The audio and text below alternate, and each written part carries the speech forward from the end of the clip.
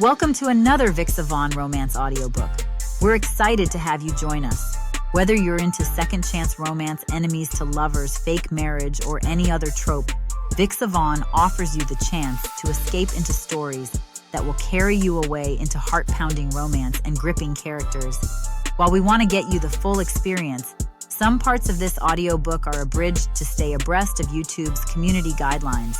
If you want the full experience, you can always head to Vixa Vaughn Romance and use code VIXA40 to get the unabridged version of this audiobook for 40% off.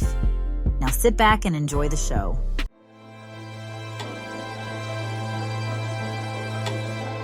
Chapter 1. Xavier.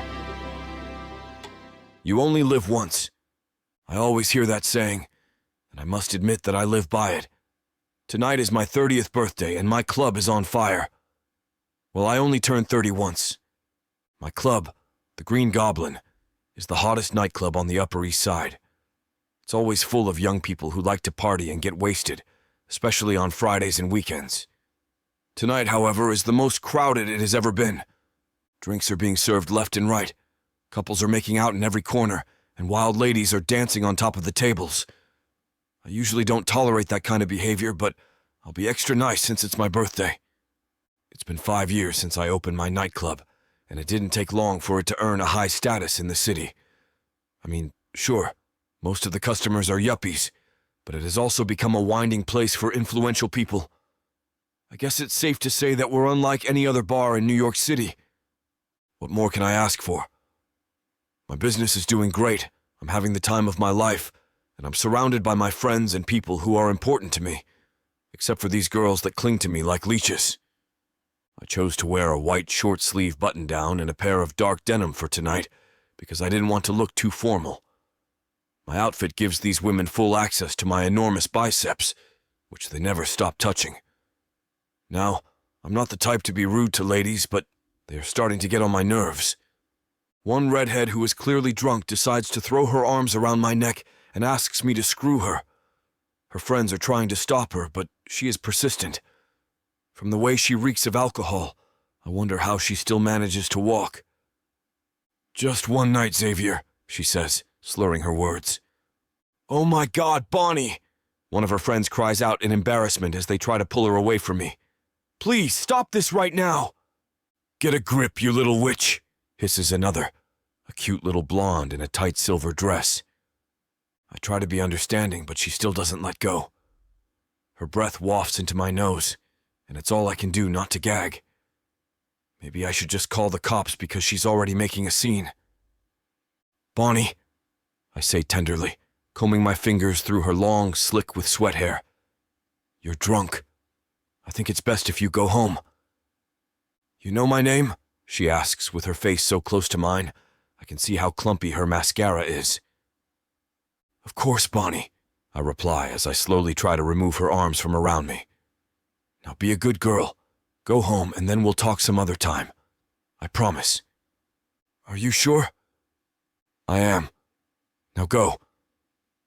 Her friends give me an apologetic look as they escort their intoxicated friend outside the premises. The audacity.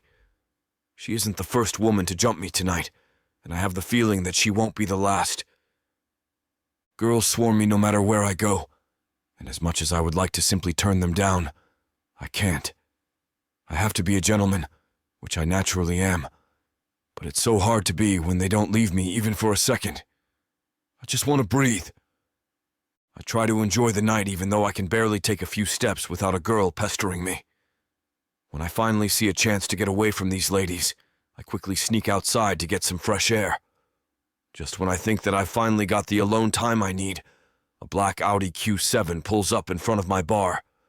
Roberto, the driver, gets out of the car to open the passenger door. As he opens it, everyone outside the Green Goblin looks at the woman who steps out of the vehicle. Virginia, my mother, looks dashing in her black pantsuit and heels.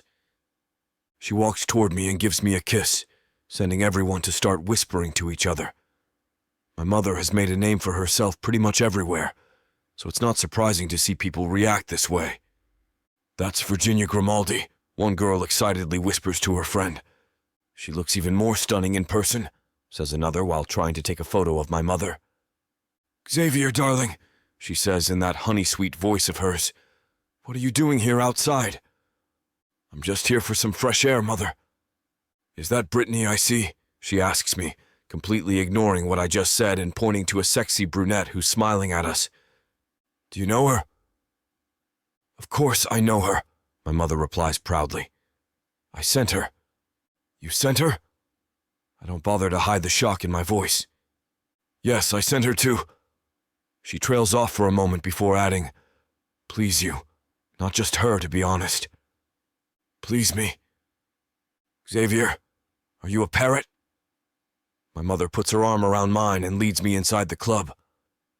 Why aren't you entertaining the girls I sent? I see. So you're the reason why these girls have been hovering around me all night. This time I try my best to hide my disgust. Oh, please, she exclaims, as if you need my help with that. The only help I can offer you is giving you the right kind of woman. My mother just never stops hounding me. She's been trying to pair me with every daughter of her socialite friends, insisting that I should find the right kind of girl. This time, I'm going to put an end to it.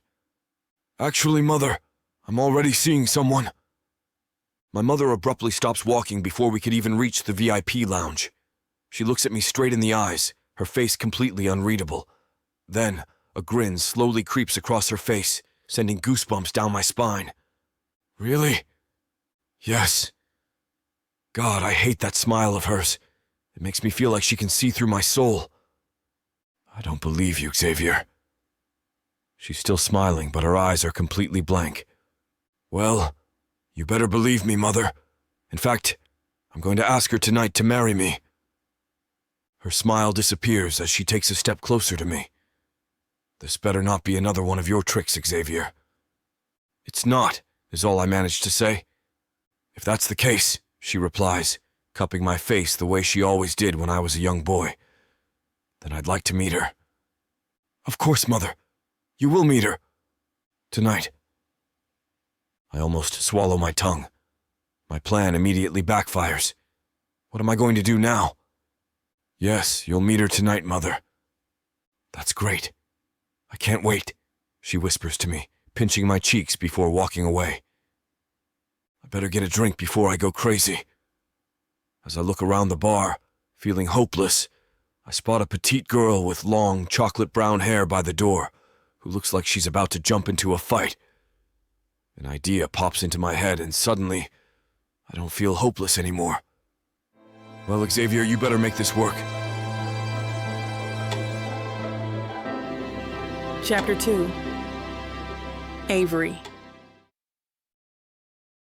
These women just had to choose tonight to make a racket.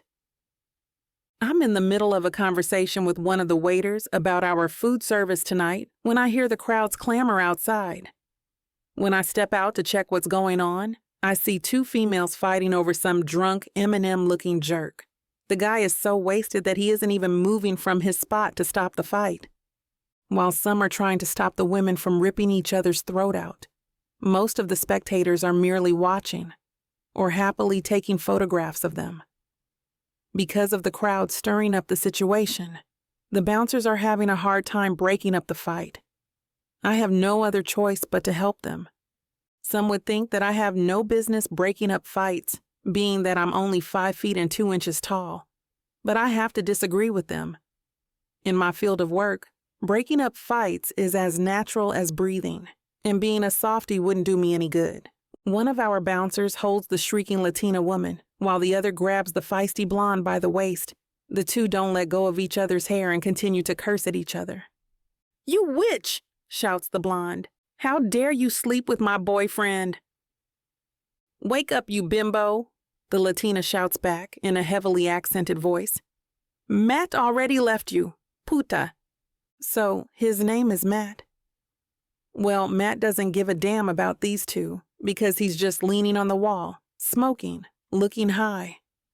I just don't understand why women are often attracted to the likes of him. What a loser. I tie my hair up to get it out of the way. I walk to where the commotion is, grab them by their arms while the bouncers are still holding them in place, and try to loosen their grip from each other's head. Unfortunately, they're holding on to each other as if their lives depend on it. Ladies, come on, I say, trying to reason with them. You're going to have to stop fighting. That guy's not worth it. Stay out of this, shorty. The blonde only tightens her grip on the Latina's hair and tries to kick her, almost hitting me in the chest. Why, you little punk. I have to remind myself that she is still our customer, and if I do something hastily, my pictures or videos will be all over social media within minutes. I almost slap her, right then and there. Matt, I call out the man responsible for this squabble as I step away from the ladies. Can you give us a hand over here? Which lady exactly is your girlfriend? Matt just looks at me, nods, and continues to smoke. Useless piece of trash. I notice that our bouncers are now struggling to keep them apart. I think they're done grabbing each other's hair because they move on to scratching and spitting at each other. Real classy. If you don't stop this instance, I say in a booming voice, then I'm going to call the cops. The last word gets their attention. Slowly they stop kicking and spitting, and eventually they come to their senses. The two women try to fix their ruined hair, makeup, and dresses, which is entirely futile if you ask me. Great, see? We can all be civilized beings. Some of the people are not happy that the entertainment is over, so I threaten to have them arrested too if they don't stop. The crowd slowly disperse, and the two women go in different directions with their friends, completely forgetting about the man they just fought over. Matt, on the other hand, remains unmoving. Thanks, Miss Easton, says Clarence, one of our bouncers. No problem. Just call me if you need any help. Are you sure you don't want to be a bouncer too? He teases. No, thank you. I laugh. I'd rather fulfill my duties as the club's manager. I go back inside the club to look for the waiter I was talking to a while ago. Before I can find him, a frantic Xavier grabs me by the arm and pulls me into a corner. He looks as if the world is about to end. Avery, thank God I found you. I need your help. My goodness, Xavier, I reply as I try rubbing his back to get him to relax. You need to breathe. What's wrong? Okay, so my mother... He stops and looks outside, by the way. What happened out there? Who won the fight? Are you serious right now? I have to give him a little smack on the shoulder. Are you going to tell me your problem or not? So, you know how my mother has been trying to pair me up with someone, right? Right. I told her that I'm actually seeing someone. Wow. Good for you, Xavier. I hug him, genuinely happy that he finally found the girl for him. So, who's the lucky woman? That's just it, Avery. There's no one, he replies pathetically. I'm sorry. I'm confused. I only said that to get her off my back. Aside from that, I also told her that I'm going to ask the girl to marry me. What? And now she wants to meet the girl before the night ends. It takes me a while to come up with a response. Xavier is a smart man, but sometimes he can be an idiot. Oh, Xavier, I say, chuckling. You are in deep crap? Well, not that deep. What do you mean? As I look into Xavier's eyes, I realize that he has already come up with something. You can pretend to be my girlfriend, he says. I could have sworn that I didn't hear him right, but no, he wants me to pretend to be his girlfriend. You have got to be kidding me. I'm not, Avery. He holds my hand and looks at me with puppy eyes, the way he always does when he needs a favor. My mother wouldn't have a hard time believing me if I tell her that it's you. Xavier, your mother will quickly see right through us. You know how good she is at sniffing lies. That's why we need to be convincing. We have to carefully plan this out. Oh, you think? Please, Avery. I'll need some time to think about it. I know Virginia. She can't be easily fooled. Avery, we don't have time.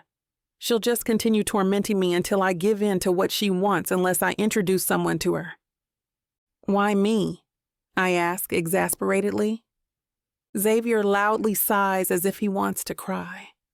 I pity him, but I can't imagine myself pretending to be his girlfriend. Who knows what might happen? There's no one else, Avery. Chapter 3. Xavier. Avery sure is having the time of her life. What I told Avery was a serious matter, but here she is, laughing like crazy. I stare at her as she laughs her lungs out, thinking that maybe she's gone insane. I'm in so much shock that I don't even know what to say. She still isn't stopping, and it's starting to piss me off. You're not supposed to laugh at your friend's dilemma, Avery.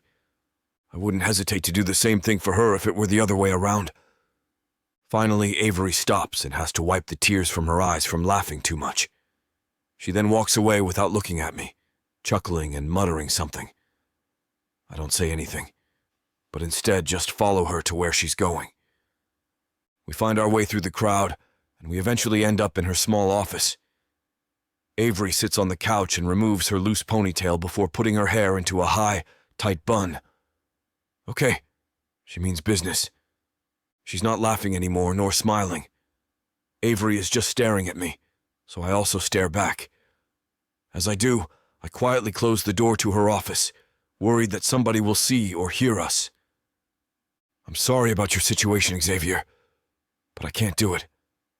It's like I've been splashed with cold water.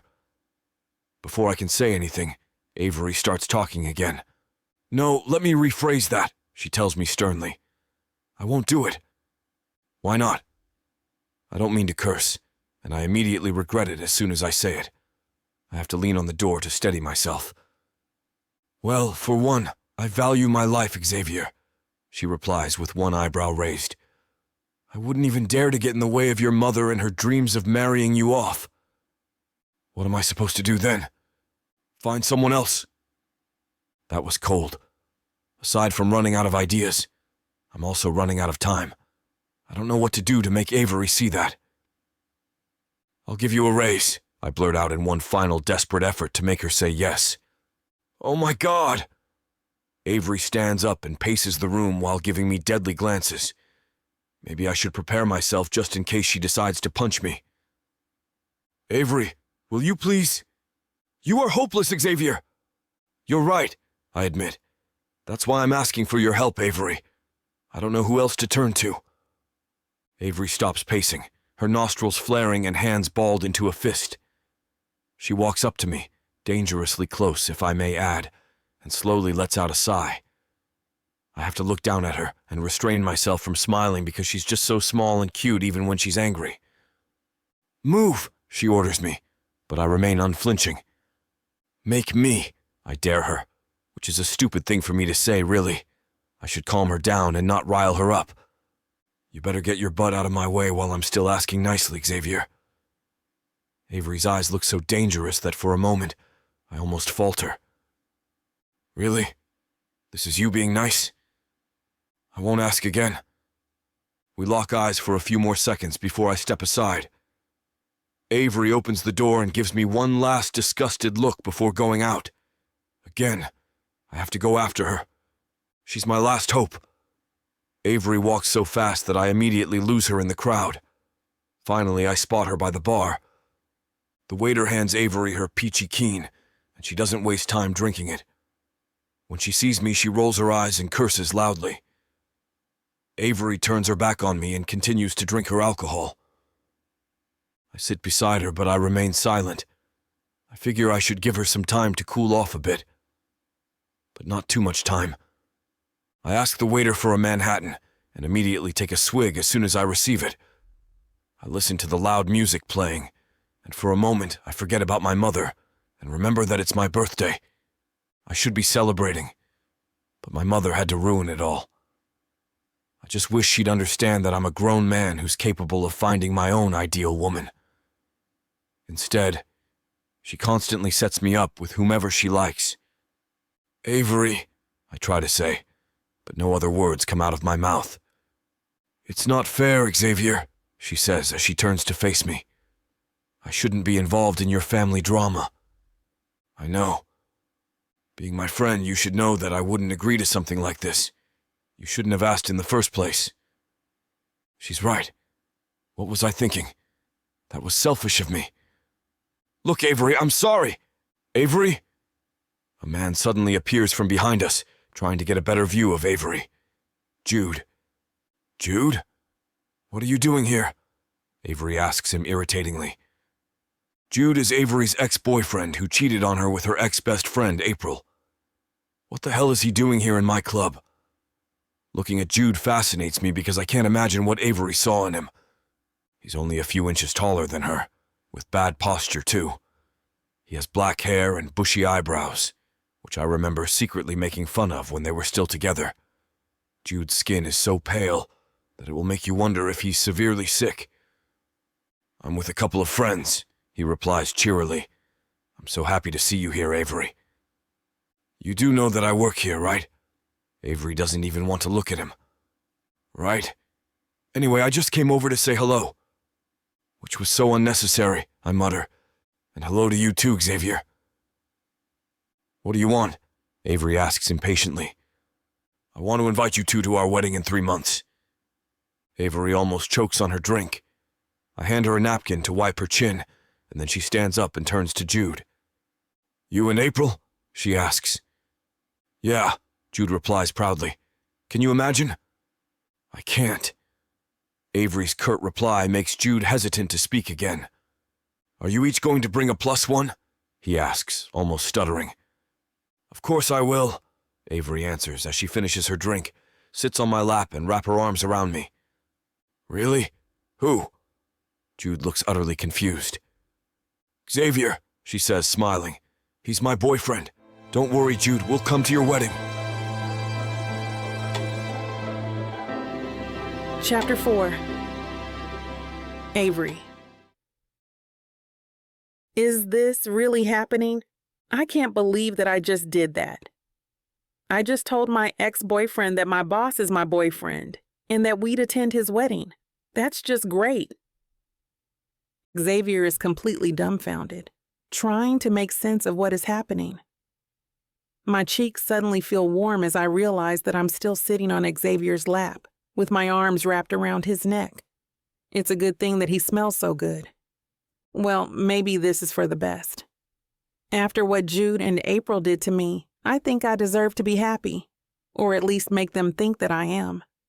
I was devastated after finding out that Jude cheated on me. To make things worse, he cheated on me with my best friend April. I felt betrayed, mainly because it was April whom I'd always confide to whenever Jude and I had a fight. I remember not eating and showering for days after that. I refused to leave my room and wouldn't stop crying until I fell asleep. God, that was so pathetic. After months of wallowing in self-pity, Xavier basically had to threaten to fire me if I didn't get back to work. That got me back to my senses. I realized that Jude didn't deserve my tears, nor my love. Now, here I am, pretending to be in a happy relationship in front of my ex-boyfriend. I guess I just can't stand the thought of him seeing me alone and lonely after he and his whiny girlfriend screwed me up. It's just not fair. Now they are getting married in 3 months. Why do the bad ones always get a happy ending, while the good ones always end up hurting? I believe in karma and all, but I just hope they get theirs fast. Wow. Congratulations, Avery and Xavier. What? I forget that this prick is still in front of me. Congratulations, Jude repeats. I'm really happy for both of you. Your face says otherwise. Jude looks like he couldn't believe that someone other than him would actually like me. He keeps looking at Xavier suspiciously, and it makes me want to punch him in the face. Xavier continues to drink his Manhattan, unsure whether to speak. I pretend to smile sweetly at him while I push some strands of his hair away from his face. Jude's eyeballs look like they're about to pop out of their sockets. You look so good together, Jude remarks. I know, right? I answer with just a tiny bit of sarcasm. So when did you guys start seeing each other? Jude asks. Xavier and I answer at the same time, and we almost blow it. 8 months ago, Xavier answers. Just last month, I reply. I look at Xavier as he looks at me, and I shoot him a look that suggests he better do something. Thankfully, Xavier is quick to pick up. He puts his arm around my waist and kisses me on the forehead. I can feel the eyes of almost everyone on us, but I ignore them. It's too late to back out now. Xavier starts to say as he carries on with being sweet to me. I realized that I had feelings for Avery about 8 months ago. I didn't want to pursue a relationship with her because I didn't want to ruin our friendship. But I guess my feelings got the better of me. Real smooth, Xavier. I unwrap my arms around him because I want to stand and stretch my legs, but Xavier only tightens his grip on my waist and pulls me closer to him. I have no other choice but to hold on to him again. I finally found the courage to ask Avery out just last month, and she agreed. Xavier's smile is so breathtaking that for a moment, I imagine what he's saying is actually true. After that, the rest is history. It takes a while before Jude comes up with a reply. So you've been dating for only a month? It certainly doesn't feel that way, Xavier tells him. It feels longer than that. Oh, I see. And yes, Xavier adds, it's been a month since Avery granted me the honor of being her boyfriend. Even under the colorful lights of the club, Jude looks ghastly. Xavier used to tell me that Jude looks extremely pale. He was sure that he was anemic. This time, it seems different. It's like all the blood has been drained from his body. I suddenly feel sorry for him. I'd just leave if I were him. I try standing up again, and this time, Xavier doesn't stop me. He just looks at me from head to toe, as if measuring my whole being. I scowl at him, and he scoffs before looking away. Shouldn't you go back to your friends? I ask Jude. They must be looking for you right now. No, that's okay, he chuckles. They can manage without me. You sure? Of course. I can feel Xavier's hot gaze on my back, and when I turn to look at him, he sure is weirdly looking at me. He has this smirk on his face that I really hate, but there's nothing I can do about it now. I'll deal with you later, Xavier. Before I can say anything to Jude, Xavier beats me to it. I don't know what he's thinking, but I hope he's not trying to provoke Jude.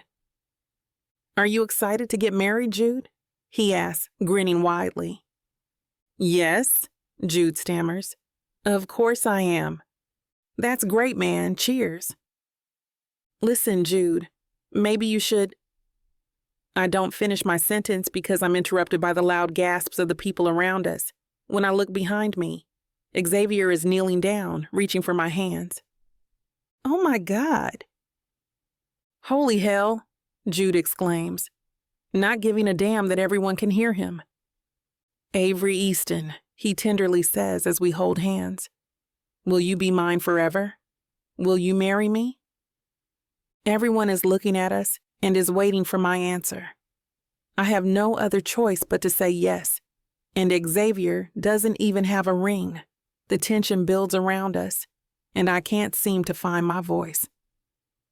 You don't have to answer now, Avery, Jude tries telling me, but I stop him.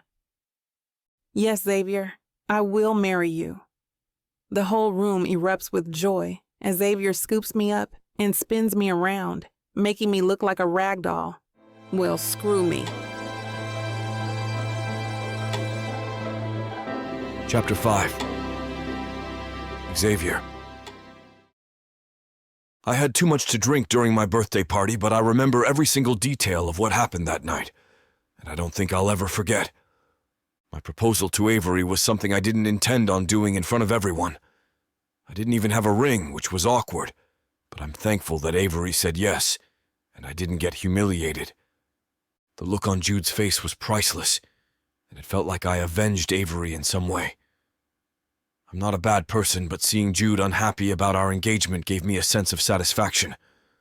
We partied all night long and everyone went home when the sun was already up. So, to reward my staff, I decided to close the club for the weekend to give them the rest time they need. Honestly, I could use some of that time too. Now, here I am in my office 2 days after the party. Avery and I haven't talked about the details of our fake relationship yet, and I'm sure my staff will be asking us questions. I close my eyes to think, but my train of thought is suddenly interrupted by my ringing phone. "Congratulations, Xavier," says my mother on the other line. "You did it." "I proposed to the woman I love?" "Yes," she replies. "And it's Avery, of all women. I'm happy for you." "Are you really?" I can't discern if she's being serious or sarcastic. "Of course, darling. That's why I'm inviting the two of you to your sister's baby shower next week at the Hamptons." "Mother, Oh, don't you dare decline, Xavier." The annoyance in her voice is clear as day. "It's your older sister, so you should be there. And Avery, too." "Okay, Mother. We'll be there." "Good boy. I'll see you next week. Bye." My mother hangs up, and it just feels so damn great to have another thing added to my plate. Avery and I seriously need to sort things out before we face my family. But right now, I need to face my other family. I set up a meeting for everyone in one of the VIP lounges before the club opens. As I get there, I see that everyone is anxiously waiting for me, including Avery. We need to get things straight with everybody if we're going to continue this fake relationship act. "Hello, everyone," I greet them. "I'm sure you have tons of questions for Avery and me, so..." "Yeah, boss. Like, when did it start?" asks one of the waiters. "And why didn't you guys just tell us?" inquires another. Okay. One by one. I look at Avery, who is also looking at me nervously. I started developing feelings for Avery months ago, but we only started dating last month. "And we didn't want to make anyone feel uncomfortable at work," Avery adds. "That's why we decided to keep it a secret." "When were you planning to tell us?" "Soon," I answer.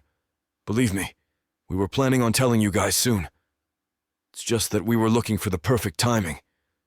Like Avery said, we wanted to keep it professional and not let our relationship interfere with our work." "So you've been blindsiding us this whole time?" accuses one of our bouncers, Clarence.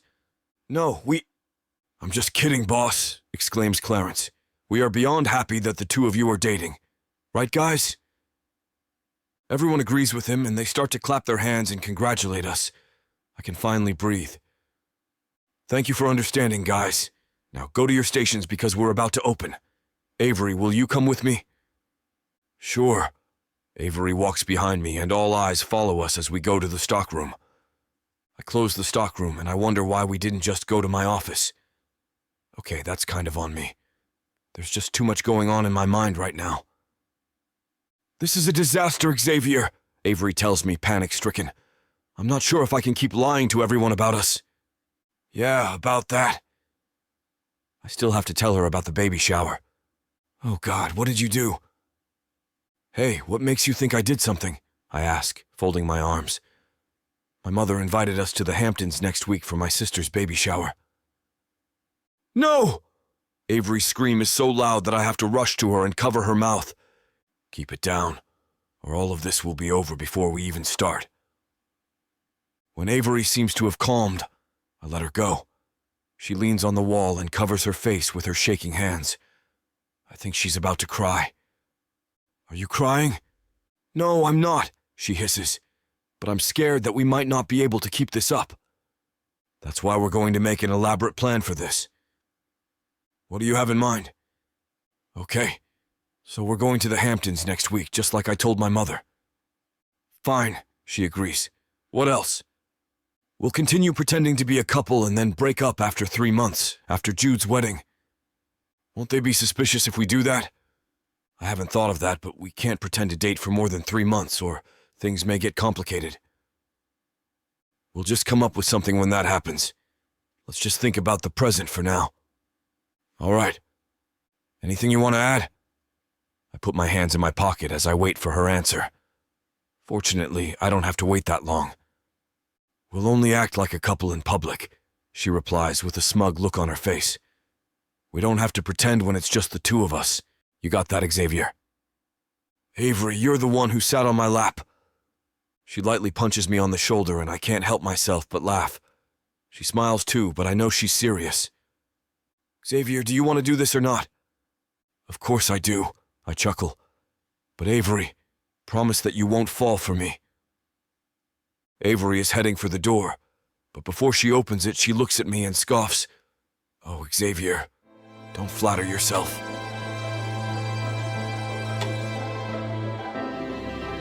Chapter 6. Avery.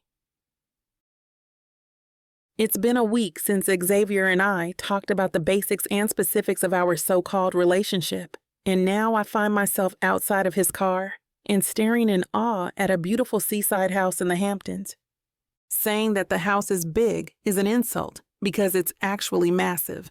It also has a great spot near the sea, and, looking from the outside, I can see that the house is built just so all the rooms and major areas of the house have a great view of the ocean. I'm still admiring the place when the door suddenly bursts open, and out comes Xavier's mother, Virginia, and sister, Serena. They are both squealing with excitement as Virginia heads over to me first and wraps me in a warm, somewhat tight hug, while from the corner of my eye, I can see Serena do the same to Xavier. They then switch places. I'm so glad that you can make it, Virginia beams in delight while reaching for my hand. You both are in such trouble for keeping this secret from me. Xavier, how could you hide that you're in a relationship with Avery? You know that I always liked the girl. I shift in place as I smile at the thought that Virginia likes me. Xavier is not easy to please, and that makes him a difficult boss. However, when everything goes smoothly at work, I can't deny feeling very accomplished, especially if he recognizes all the effort I put into my job. After meeting Virginia whenever she goes to the Green Goblin, it's clear that it doesn't take a genius to find out where Xavier gets his attitude. Xavier clears his throat. Mother, you know that there's a no fraternizing with the employees rule existing in businesses like mine. I need to set an example to my employees, so I can't just say it outright that I'm dating my manager. His mother waves that explanation away with a dismissive hand. Oh, what poppycock. You, of all people, know that your establishment is not the same as those straight-laced, stiff-necked corporate businesses that always have a stick up their butts. Serena nods her head emphatically. Indeed, Julia told me they were all shocked and felt betrayed when they suddenly saw you get down on one knee and propose to Avery at the club. I wince because, ever since Serena's pregnancy, Xavier made a point to ban her from the club for her and his would-be nephew's safety. I guess that hasn't stopped her from gossiping with one of her friends from the inside, Julia, one of our bartenders.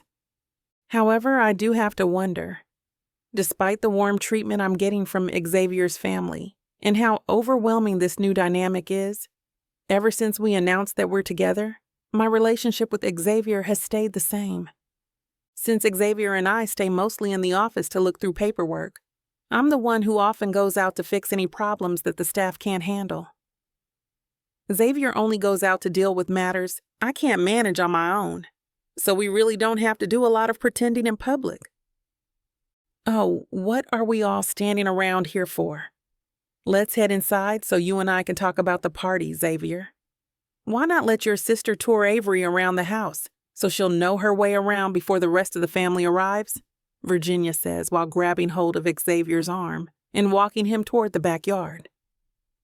Wait, you mean all of the family are coming? I can hear him ask in horror before Serena leads me into the house, chuckling at her brother's outburst. You just can't help but love him, she says, while shaking her head. It's kind of weird thinking that Xavier's mature now. A man. Someone who's going to settle down and have his own family one day. She smiles as we walk past the foyer toward the living room. I've seen how he is when he's in the club. The boss. A hard man to please who's shrewd and smart enough to know his way around tricky business deals. To me, He'll always be that little boy who trips his way from the door to the living room, only to get trampled over by our Saint Bernard. I can't help but smile at the hilarious picture Serena is painting for me. The Xavier I know in the club doesn't need to use 2 of his arms to grab some troublemaker by the neck and throw them out of the premises. It's hard to imagine him as a clumsy boy being squished by a giant, loving dog. As the Xavier's sister pulls me from room to room, she never fails to tell me stories of Xavier's childhood. Most of them are funny. Some are heartwarming. And the rest are so weird and crazy, I almost can't believe them. Serena told me he once even stole her tutu and ballet slippers and mimicked her dancing in secret. I feel guilty sometimes, though. She sighs beside me. I turn to her with my eyebrow raised. My interest piqued. Why would you feel that way? She shrugs helplessly. I don't know. It's just that ever since I got married, Mother has been giving Xavier a hard time and has been urging him to settle down too. I know he's a busy man, and men his age don't have any of that in mind yet. I feel like if I didn't marry Blake, maybe Mother won't be so hard on him. Hey, it's not your fault. I reach over, holding Serena's hand in mine. It's not right for you to sacrifice your own happiness because of Xavier. Besides, you said it yourself. He's the kind of man who knows his way around tricky business deals. So have faith in him when he's only dealing with your mother. Serena giggles. I can see that she's finally partially letting go of her guilt, and she's relaxing in my presence. I don't know about that. You haven't seen what Mother is capable of, she says, grinning at me mischievously. I can't help but grin back. Then I would gladly pay to see how he handles her. We both laugh at that, and I give a startled yelp when I feel arms circle around my waist. And what are you two talking about? Xavier asks, as he plants a kiss on my cheek. I didn't expect that, but I want to pat myself on the back for not showing my surprise. Serena's eyes are trained on us. Oh, nothing. She gives a shrug before winking at him. Just telling Avery some of your deepest, darkest secrets. When he groans in agony, Serena and I can't help but laugh again. Chapter 7. Xavier. Despite my apprehension as to what exactly my sister had been telling Avery during their tour, I'm honestly having a good time with my family for once, thanks to Avery's refreshing presence. We're currently having dinner on the patio facing the ocean, and just like the normal dinners we usually have, it's boisterous, and there's a lot of talking. It's actually the norm when it comes to our family parties and get-togethers. While I enjoy partying, having and owning a nightclub is a pretty good excuse to get partying as an occupation. I don't like going to a party where each and every guest is asking me if I'm eating right, if I'm overworking myself, or, most importantly, when I'm going to get married. That's one of the reasons I normally don't like being around my family. I love them, and I know that they love me, which is why they do stuff like nosing around my life. They just want what's best for me. However, there's just so much meddling a man can take. I'm already reaching my quota of it just by facing my mother alone, and I don't think I can handle any more from my cousins. I just want to thank my lucky stars that Father sometimes saves me from Mother whenever he's around, and Serena doesn't bother me that much, preferring to get the juicy details from Julia instead. Now, with Avery around, I don't have to endure those kinds of questions alone anymore. Watching her surrounded by my family as we spend the rest of the day together, waiting for the rest to arrive, is a very refreshing scene indeed. Not only are my aunts, uncles, and cousins not bothering me for a change, but watching them get along with Avery with surprising speed is pretty enjoyable. You did it, Xavier, I think to myself while grinning. I also want to congratulate myself for doing a job well done. I know that picking Avery for the role of my fake partner is the greatest decision I've ever made. I walk over to join the conversation, playfully shoving one of my cousins away from Avery's side. I take my seat next to her, my arm automatically worming its way behind her as I pull her close. I also notice that I enjoy touching and being close to her. I don't know why, and I can't put my finger on it. but there's just something about her that puts my body and mind at ease. Maybe it's because I'm confident she won't be taking advantage of the situation, unlike other women. I do wonder if she really is going to be the one taking advantage of the situation, when, in reality, a little voice in my head is saying that there's a big possibility that it'll be the other way around. Shaking my head to rid it of such thoughts, I focus on our conversation. As soon as dinner is over, some of my cousins decide to head on over to the shore and light a bonfire to pass the night just like old times. My parents, aunts, and uncles bid us good night to seek their bedrooms and get some sleep, leaving us young folk, as they like to call us, sitting in front of the fire and sipping on our hot chocolate. With the old folk, as we like to call our parents, gone, it's only Avery, Serena, her husband, Blake, my cousins, and me on the shore. I know that my cousins wouldn't have suggested that we spend time here if they weren't up to something, so I'm very alert to whatever tricks they have up their sleeves. So Xavier, one of my cousins, Annie, begins, tell us how you two started dating. I inwardly wince because even though Avery and I already talked about the basics of our situation, such as the do's and don'ts, we actually never talked about stuff like how we started dating. I think we're definitely screwed if I don't think of something to change the subject. Aren't you guys fed up talking about Avery and me? Shouldn't we be talking about why we're here in the first place? My sister and her baby, I suggest, hoping they'll bite. As nosy as they may be, none of my relatives are stupid. My suggestion doesn't work. All of my cousins start chanting until even my sister and brother-in-law join in. Avery and I exchange glances before we end up talking in unison. It's a long story. It just happened so quickly. Damn. I inwardly panic. Avery and I look at each other again. Not knowing what to do, I decide to just say something first so she can fill in the blanks, but she seems to have had the same idea. He surprised me one day, thinking we were just having our usual meeting, but then it was a romantic dinner and he asked me out. I offered to bring her home from one of our meetings, but I couldn't help myself, and asked her out just when I dropped her off at her door. Everyone is so silent, and I struggle not to cringe when we say two different things at the same time.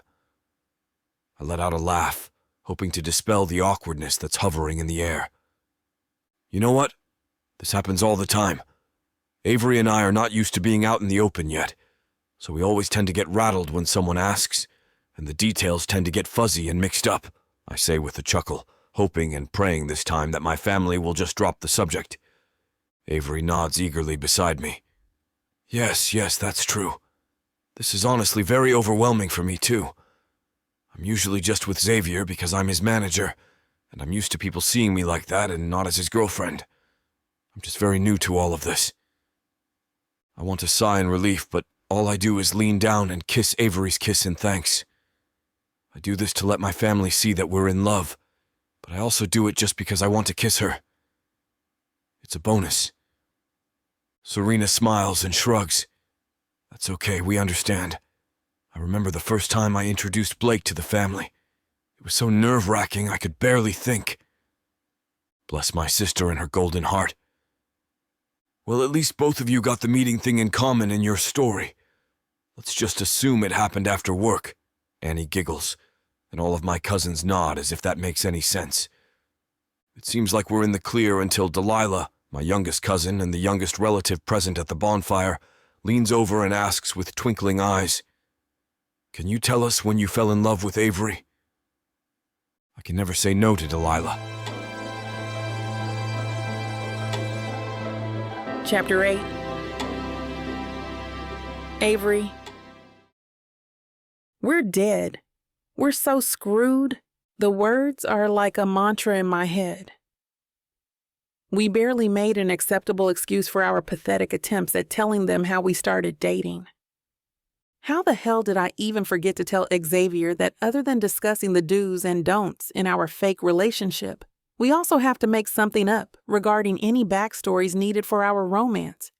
Perhaps it's because we were both expecting everything would go the way it did when we tried to explain our situation to the people back at the club. Either Xavier and I are too stupid to think about needing backstories, and we're too absorbed with the other stipulations, or we just underestimated the intelligence of the Grimaldi family, thinking that they'd accept a topic change, or some quick and lame excuse. Now, they're asking Xavier when he fell in love with me. I'm dreading what he says next. I can barely think of scenarios where he and I are together and aren't working. Well, come to think of it, there is one moment I suddenly shake my head at the notion. Nah, it can't be. I don't think he even remembers that.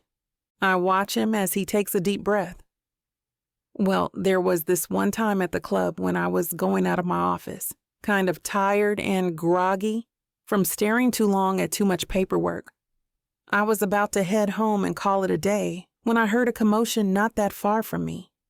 I could sense a fight was about to start, but I didn't expect that I would be the one to start it. I tilt my head in curiosity, wondering where all of this is going because Xavier looks and sounds so serious. It's as if he knows what he's talking about, and I can't deny that I'm also a little bit interested. I secretly look around at the people at the bonfire and see that they're all as curious and as interested as I am. So I head toward the commotion, wondering why Avery isn't handling things like she's supposed to. He sends me a look and a smirk. I can't help but smile and shake my head at the mock accusation. He then turns his attention back to his audience. There I saw a guy harassing her. My eyes widen and my heart pounds. My hands suddenly feel sweaty and clammy because I definitely know what he's talking about, and I can't believe that he's talking about it now. So let's just say when he reaches over and grabs Avery's butt, my fist came flying straight to his face. I was this close to nailing the guy to the ground, but somehow I remembered Avery and I got distracted. I worried if she was all right, so I turned to find her. I didn't see the guy stand up, grab a beer bottle, and smash it on my head. Annie gasps. That's nasty. What a dirty fighter. Who's the bastard? Let me at him. Xavier chuckles. Cool it, Annie. Anyway, while I was reeling in shock, I didn't feel the pain, maybe because of all the adrenaline. I saw him trap Avery between his arms, and I wanted to go to him and kick his butt, but that's when my brain registered the pain and I lost consciousness. The last thing I remember is Avery looking at me with wide, scared eyes and calling for me before she headbutted the guy. There's a collective of oohs and ahs that circulate around the bonfire, but I don't really mind them because Xavier has my full attention. My heart is bouncing in my chest like crazy as I listen to him say that with so much pride and respect in his voice. It makes me want to melt in a gooey puddle right there and then. What happened next? Delilah demands, while shifting eagerly in her seat. Xavier winks at me. Well, I came to and I discovered that was inside an ambulance. Avery was right there beside me, bouncing in her seat. I guess back then I wondered why she was bouncing in her seat in excitement. But now that I think about it, the ambulance was actually on the move. He taps a finger on his chin before looking up at the sky. Maybe it's because of the ambulance moving or my hazy vision, but it looked like Avery was crying. Before I could make sure, she saw that I was awake, and she hugged me so tight. I think I almost passed out from oxygen loss. He chuckles and the people around the bonfire chuckle with him, while I do my best to smile and not cry from that memory. I remember how scared I was for him. Even though the medics wanted me to travel to the hospital separately, I had to fight them just so I could stay by Xavier's side. Despite their telling me that he was going to be fine, I kept worrying that he might not wake up. Xavier leans back on his arm while he wraps his other arm on my shoulder and pulls me close. I needed stitches for my wounds, so I had to stay the night at the hospital, but I distinctly remember Avery not leaving my side until the doctor told us that I'd be fine, and I could be discharged the next day. Oh, that's so sweet. So that's why you had those stitches when I accidentally pulled your hair that one time I went to the club. You didn't even tell me where you got it. If you did, then I should have connected the dots, and I would have known about you and Avery before everyone else. Serena accuses him playfully. Delilah pouts at Xavier. Also, why keep it a secret? You two look so cute together. I don't see why you have to hide such a beautiful relationship. The others begin to coo and tease us, but I just give them a smile while leaning toward him. I stay silent, still shocked and surprised that he saw me crying. In fact, I didn't expect him to remember any of that had even happened. Chapter 9. Xavier. It's Serena's baby shower and everything's in full swing. Every room is filled to the brim with guests. My sister says it's much better to hold the shower on the property so we can celebrate with the family and some of the family's closest friends with ease. I'm not sure that the space in the house is enough, but as long as Serena's happy, I guess that's all that matters. She's the one throwing the party anyway. Everyone is excited for her, but I notice that there are twice as many people here than usual. It's only then that I realize that, since word got out that I'm also planning to settle down, others might have come only to see my bride-to-be. With so many in attendance, many of them who didn't make it yesterday only arriving today, I do my best to introduce Avery to each and every guest I see. Oh, I've known Xavier since he was a baby, and I can't believe that he's a grown man now and ready to start his own family like his sister, Mrs. Amberton, one of my mother's close friends, says wistfully at Avery. Is that a tear in her eye? So tell me, dear, how did you two start dating? Were there any problems with the people back at your club when they heard about your relationship? She asks. Thanks to the surprise question last night and our awkward way of telling our love story, Avery and I decided on a quick and rough backstory earlier this morning. It's a quick answer, but it's enough to satisfy someone's curiosity until they get the full story in the future, which is not happening. So this time, whenever someone asks about our backstory, we're better prepared. Avery gives me a loving look and smiles graciously at Mrs. Amberton before answering. Well, it's a long story, but let's just say that it happened so fast it caught us both off guard. We didn't know that we had feelings for each other until one day, after one of our meetings, he took me to a romantic dinner. When he dropped me off at home, he asked me if I could be his girl. I plant a kiss on the top of Avery's head and smile at the older woman while shaking my head.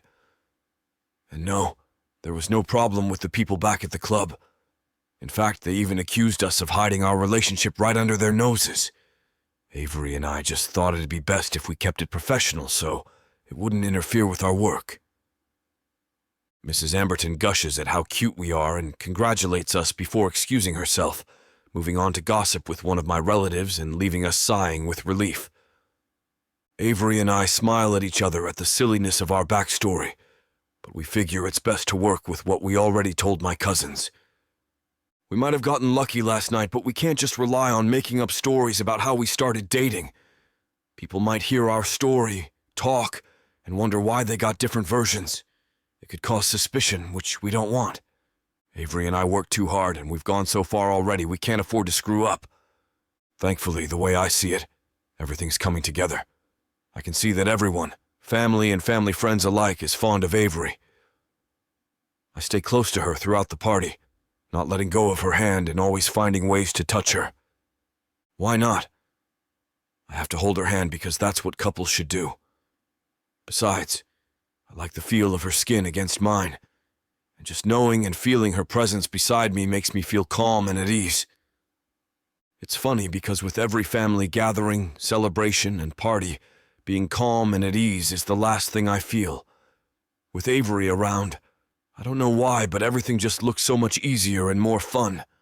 She makes every conversation with my family interesting and funny. I find that I'm enjoying this party as long as she's with me. It also doesn't escape my notice that she's warming up to my touch. I know it sounds stupid, but that makes me a little happy. We haven't talked about my revelation last night, and I have a feeling that we're both avoiding even mentioning it. If we ever get to talk about it, I don't know what the hell I'm going to say.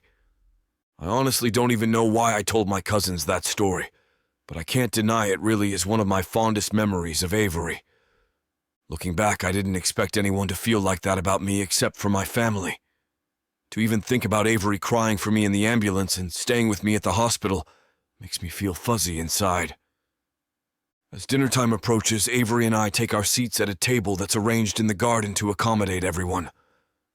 While waiting for dinner to start, we spend our time watching the people milling around the place.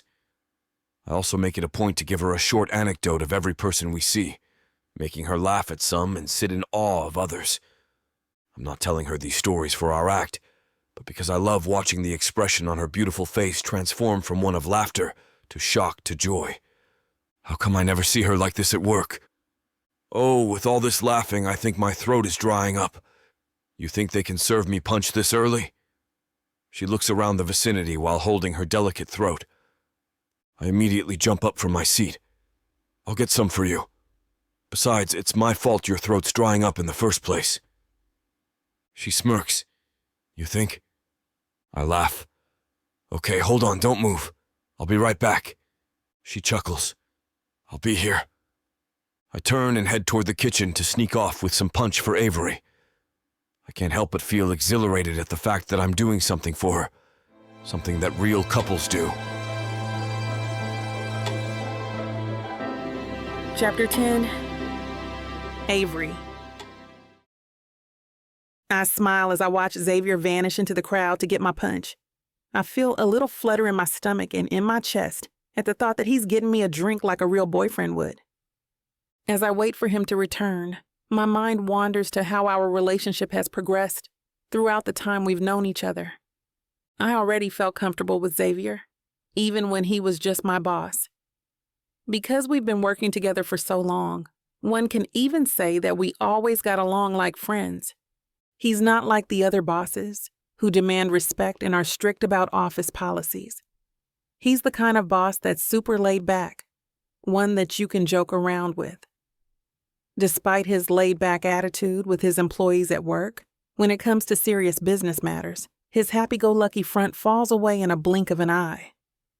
As the manager of Green Goblin, I see how he can be very vicious and scary when facing impossible, troublesome clients, and how intelligent and shrewd he can be when closing deals. How he adapts appropriately to whoever he's facing to get the job done is one of the things I respect and admire about Xavier. He may be a difficult boss sometimes, but I would never replace him with someone else. As I'm his manager, Xavier and I are mostly together at work, helping each other out. Because of that, I thought I already knew all that I needed to know about the man. However, now that I'm spending time with him outside of work, I now know I was wrong. Based on the stories his family has told me of his childhood, and based on how he acts when he's with them, I'm confronted with the fact that Xavier is a whole different side to him. One that I feel I will like in the long run. Sure, I may have been comfortable with Xavier's presence in the past, but now I think that we've reached a whole new level of familiarity. This might be because of the constant touching or kissing. I can't place a finger on it, but something's definitely changed between us. I'm also not sure if it's a good change or a bad change for my heart, especially after hearing him talk at the bonfire last night. I still can't believe that he kept those memories, but I don't think I have the balls to ask him about it either. I wouldn't know what to ask him, and if I do ask him about it, I don't know if I'd even want to know his answer. Suddenly, a tall, willowy blonde sits in Xavier's vacant seat. I give her an apologetic smile. Hi, sorry, but that seat is already taken. She turns to me and raises a brow before looking at me from my head down to my shoes. I instantly feel judged. I frown at her, wondering what her deal is. Catching my frown, she gives me a fake smile and offers her hand. Mandy Andrews.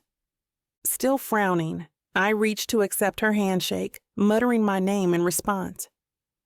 My gut is telling me this woman is bad news, and for the life of me, I can't seem to place her name, but she looks kind of familiar. Pulling her hand away from mine, her smile suddenly falls, and her entire face transforms. Her eyes become sharper, and her lips thin. Okay, let me cut the crap, and let me tell you that I'm Xavier's ex-girlfriend. How in the world did you two really become a thing? I don't believe that the two of you dating is possible. I've been hanging around the club, and I've never seen Xavier so much as glance at you. She gives a satisfied grin, leaning back in Xavier's empty seat and crossing her arms.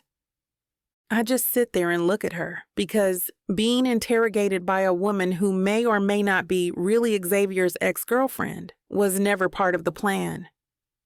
I don't know what to do or say. This woman's totally caught me off guard. She's still not done with her speech, saving me from responding. Personally, I think there's something fishy going on between the two of you. You can't be dating that long, considering I've been Xavier's girlfriend not even 5 months ago.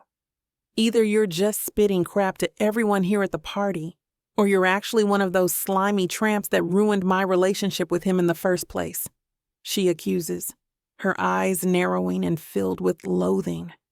We both jump in our seats when 2 glasses of punch slam against the table. Looking up, I see Xavier looking like his foreboding self as he stares darkly at Mandy. That's enough, Mandy. You don't know what the hell you're talking about, and I don't want to hear you accusing Avery of being a tramp because she's not like you, he growls. I can hear Mandy gasp, but unfortunately, as much as I want to relish her expression, and as much I want to appreciate Xavier for defending me from this witch, I'm so upset by her accusations that I can't take being in the same place as her. Without saying a word, I stand up from my seat and storm away. Where I could be going, I don't know, as long as it's far away from them.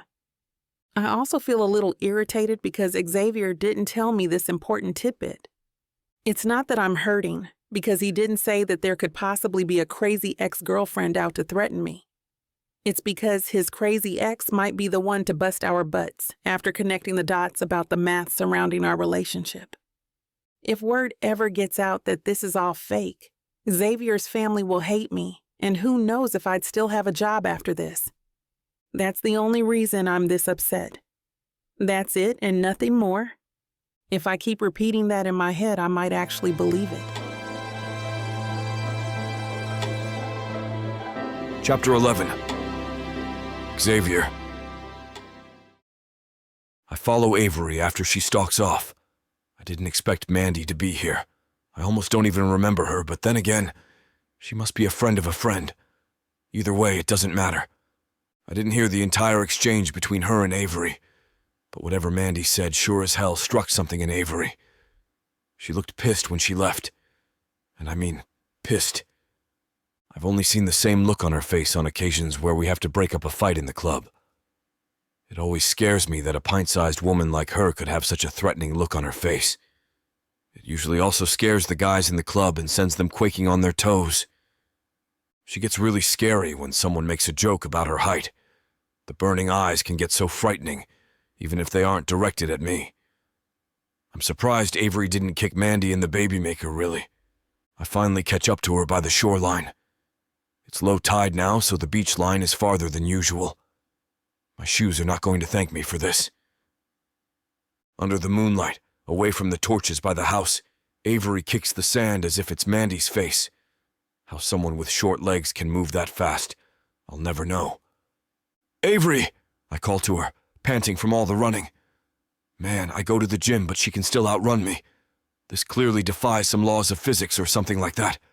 Wait, I can explain. "What are you doing here?" She whirls around, glaring at me. Even in the dark, her blue eyes glint with fire. "Go back to your actual girlfriend," she mutters jerk under her breath. Stepping closer to her, but not too close in case she decides to kick me to the ground, I start to explain. "Avery," I hold my hands up in defense. "Mandy and I weren't anything serious. She's just some girl in the club. I admit she's cute. Why are you looking at me like that? I'm not blind. You know she's cute." She scoffs. "Okay, maybe not as cute as you." I backtrack. "Are you patronizing me?" "No," I say quickly, taking a step forward. She crosses her arms and the movement causes her tits to be more pronounced. I shake my head. It's really not the time to be looking at her tits. "I only mean, you know what? Never mind. Mandy and I went out maybe a couple of times, but it never went further than that." "Was it 3 dates?" I'm sure as hell I haven't slept with her, though. She's too clingy for my liking. I tell Avery as much. She was too clingy, so it never progressed further. We weren't anything serious. Avery's head snaps in my direction and stomps towards me. I involuntarily flinch, afraid she'll smack me in the face. I cover it with my hands. Please, not the nose. You can hit anything except the nose. I don't want a broken nose. I can hit anything? Okay, maybe not anything, I concede. Avery puffs out a breath. Why does it matter anyway? You don't have to explain it to me. It's not any of my business. You can date or go out with whomever you like. Did you just use whomever? Oh, shut up, she barks again, then heaves a sigh. It's true, though. You don't have to explain yourself to me. It's not like it's any of my business who you go out with. The blatant uncertainty on her face is like a stab straight through my heart. It's my principle to never anger any of my employees. It has worked well for me, and made the atmosphere in the club light and happy. Sure, I tease Avery a hell of a lot. It's because she gives off the best reactions, but I know not to push my limits with her. I've never seen her upset because of me, and it breaks my heart.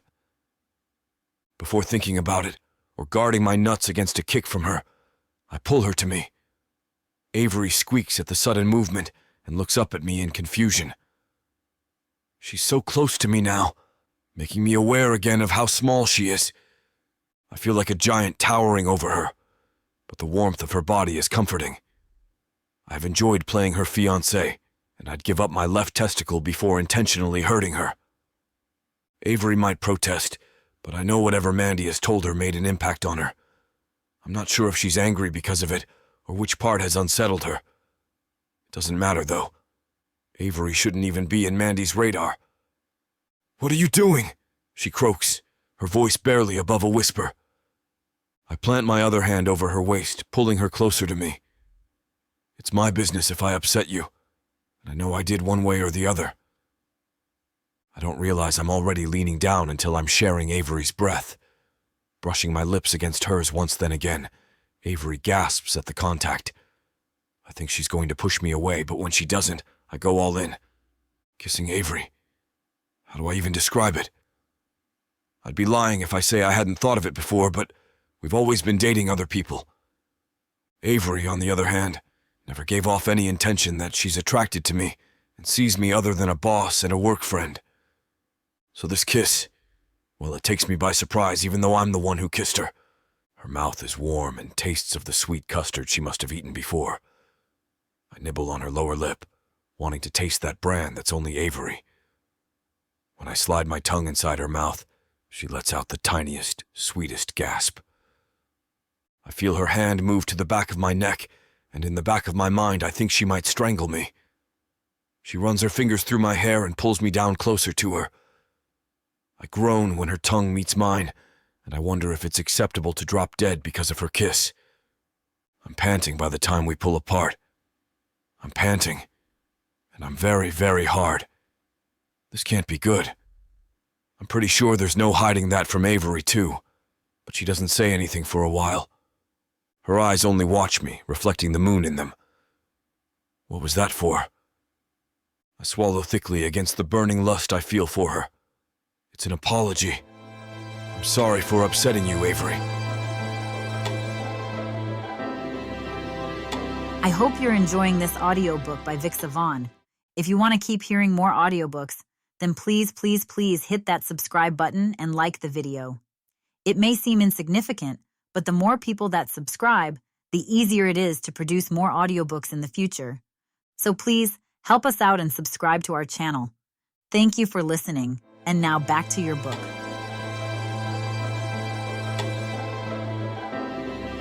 Chapter 12. Avery. It's been a few weeks since we came back from Xavier's family house. Aside from that little confrontation by the beach, we've actually gone back to how we usually are. It took all my willpower and reason to not smack the blonde upside down that night. The reason had been mainly because I didn't want to make a scene at Serena's party. But Lord above, the girl really tested my patience. Xavier and I haven't talked about the kiss, though. I don't know if I'm supposed to be relieved by it or bothered that we haven't once touched that topic. I get that he was trying to apologize, and in a sense, it's like kissing a boo-boo. Still, We're adults, and it wasn't some scrape on the knee that he kissed.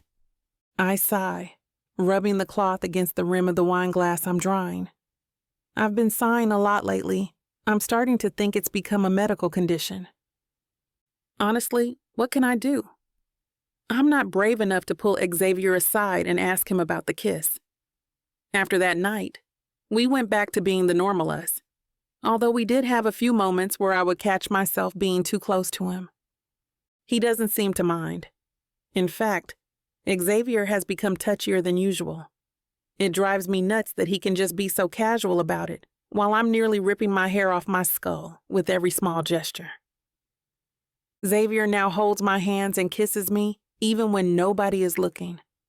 He does it a lot more when somebody is, especially if they know his mother. He must have taken that kiss by the beach as a go signal that he can do these things. Not that I'm complaining either. You'd have to be blind not to admit that Xavier Grimaldi is a fine male specimen. When a man like that touches you in ways only couples do, it's only understandable for one's heart to beat that much faster. I speak from experience. We also spend more time together now. His mom drops by unexpectedly, so we can't be too loose about it. She's also made it a habit to text me every once in a while. I don't even know where she got my number. I've always been close to Xavier, having worked for him for years. He's my friend, but with the way we are now, I realize that we have become closer. It's weird and gets me flustered. Since the club opens during the night, I sleep most of the day away. Xavier has stopped by my place a few times to bring me food. There are also times when we go out to grab lunch or dinner. He knows a lot of new places. My favorites are those hole-in-the-wall ones that not many people know about. We even went out to see some movies. It's bizarre, and I'm pretty sure I must have dreamed the whole thing up if it wasn't for the movie receipt lying on my coffee table. I even invited Xavier to come to my place and cooked him something. The funny thing is, I've only cooked for one other person in my entire life. My mom. She almost got food poisoning from it. When I did cook for Xavier, he surprisingly lived through it. I'm more worried because he hasn't said it was bad. I don't know. The whole setup feels like one incredibly weird dream. The dream has its perks, though. Xavier's mouth for one. Jesus Christ, the man can kiss.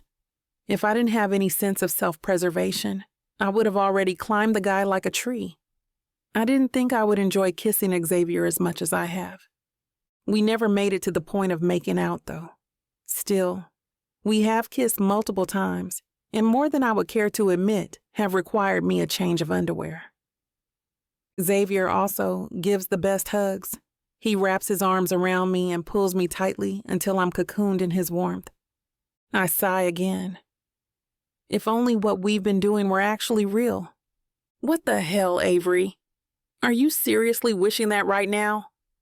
Honestly, I don't know anymore. I'm so confused with all the stuff that's happened in the past few weeks. I mean, I enjoy my time with Xavier.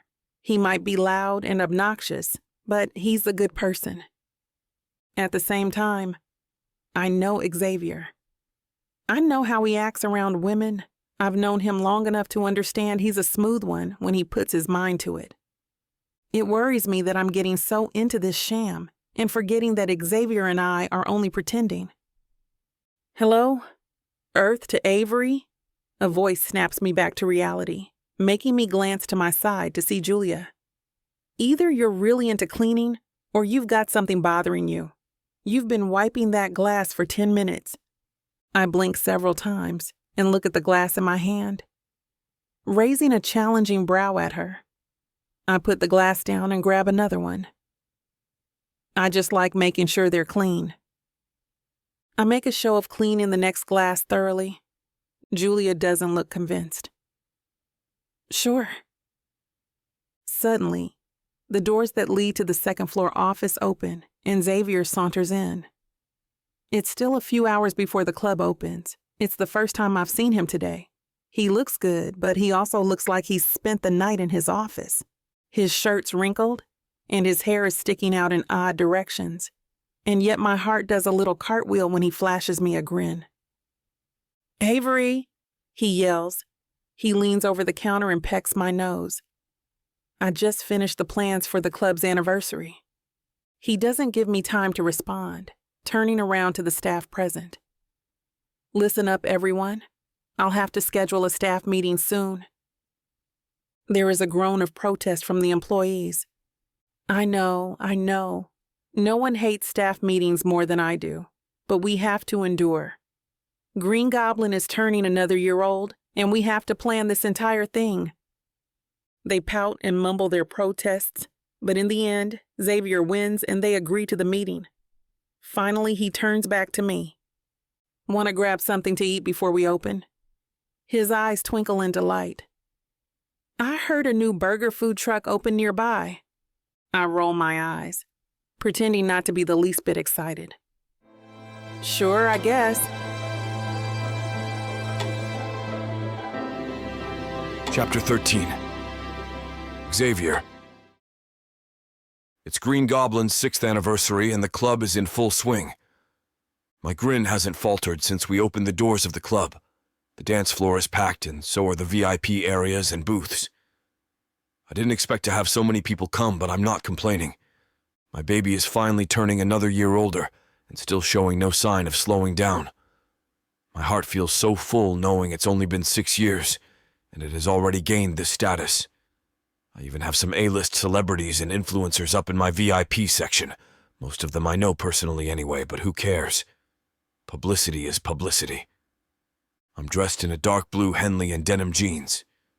I know it's not the best outfit, but I'm not here to party tonight. I'm on owner mode and I want to make sure everything goes well. My eyes stray to the main bar, and I see Avery pouring tequila shots for a group of women. Her little face is scrunched up in concentration. She's dressed in a white shirt and high-waisted pants that still can't hide the fact that she's tiny. I have half a mind to approach her and ask if she's standing on a block to reach the counter, but I also have half a mind to keep my groins from being kicked. My grin gets wider. For the past few weeks we've been busy with the preparations. Avery has been by my side. Of course, since she's still the manager, it would make sense for us to be working together. Now that we're dating, and she's technically my fiancée, we also use the time to work on making my mother believe us. We've spent more time together than we ever did before. Now we go on dinners together, and she's even cooked for me. It was a horrible experience, but she was so excited to do it, I couldn't tell her it sucks. She also told me many times before we opened the club to not drink anything.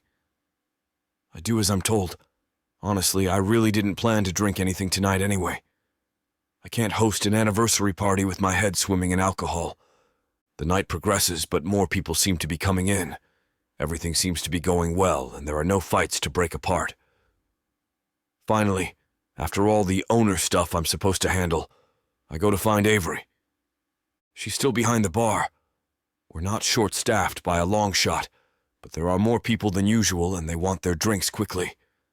Avery used to tend the bar anyway and volunteered to help out. I slip behind the bar and plant my hands on her waist. She jumps at the sudden contact, almost spilling the rum she's pouring for a customer. She turns around and glares at me. "Xavier!" she hisses. "Just what do you think you're doing?" I don't answer her, but address the guy she's been serving. "Hi, I'll just borrow my girl for a bit, okay?" I glance at Julia and gesture for her to take over. She sends me a knowing grin and winks. I pull Avery out of the bar, holding her by the hand. She makes protesting noises, but she's just been working so much these past few weeks. Though we still grab dinner together and such, I don't think that counts as quality time. I know I sound like a clingy boyfriend, but I don't give a single damn. It seems that I've become completely attached to her. "Hey, I was working," she protests again, but there's no fight in her voice. I pull her to the dance floor and, grabbing her hips, pull her closer to me. "Well, you better make sure your boss doesn't find out," I smirk, leaning close. "But don't worry, I'll keep your secret." She rolls her eyes but clutches the collar of my shirt. The DJ suddenly changes the music. I don't know the song, but Avery does. She sings along as we continue to dance. I can feel her tits pressing against my stomach. I pull her closer, relishing the feeling of her warmth against me. Avery is not a terribly good dancer, but she does know how to move her hips. With every sway, her waist brushes against my groin. Clenching my jaw, I steady my breaths and fight the urge to dry hump Avery right there. I'm pretty sure she can feel just how hard I am for her. I've long since given up on acting like she doesn't give me hard-ons. We never talk about it, but I know she's aware. "Avery," I groan against her ear. My voice rumbles from deep inside my throat, and I can't help but surrender to the cloud of desire swirling around us. She tilts her head and watches me with glazed eyes. "What?" I know we're only in this for certain reasons. I bend my head a little to get closer to her face, my voice low. I can hear my heart pounding. "I know you can feel this pull too, right?" I ask. "I'm sure it's not just me. I know something is happening between us. I just don't know what it is yet." I say this with my most sincere voice, willing to lay it bare to her. Instead of the reaction I was hoping for, Avery stiffens in my arms. It doesn't take 2 seconds after my admission for her to push away. The distance between us might only be a hand reach, but I feel like it's thousands of miles wide. "What do you mean?" Avery sputters, not meeting my eyes. All around us, the party continues and the world keeps spinning, but I feel like my world just tilted off axis. "What do you mean, what do I mean?" I ask her, my voice harsh. "You know exactly what I'm talking about." She shakes her head, arms hugging her stomach. I'm suddenly cold all over. Did I imagine all the things I thought Avery's been feeling too? Doesn't she feel the same? I was so sure she could also feel the pull. Looking at her now, I have my answer. "No, Xavier," she finally answers. "I don't know what you mean. You know what we're in this for, and it's not this. We had an agreement, didn't we?" Avery doesn't slap me, so why do I feel like I've just been smacked upside down? I swallow my humiliation and disappointment. Of course, I'm an idiot. Avery doesn't feel the same. We're just doing this so she can get back at her ex for cheating on her, and so I can get my mother off my back. Without saying anything else, I turn away and leave Avery on the dance floor. Chapter 14. Avery. What the hell is his problem? It's not like Xavier to be a complete drama queen. Well, scratch that. I wouldn't put it past him, actually. Still, seeing the distraught expression on his face before he left me on the dance floor, it feels like it was me who's done something wrong. Then again, what the hell was he talking about? I get that we've become closer, but I'm trying not to get too involved with him.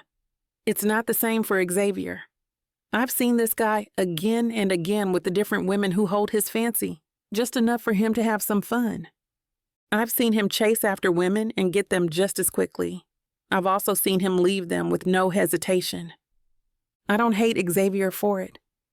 That's his life, and the choices he made are his. At the same time, those exact reasons make me cautious of our entire relationship.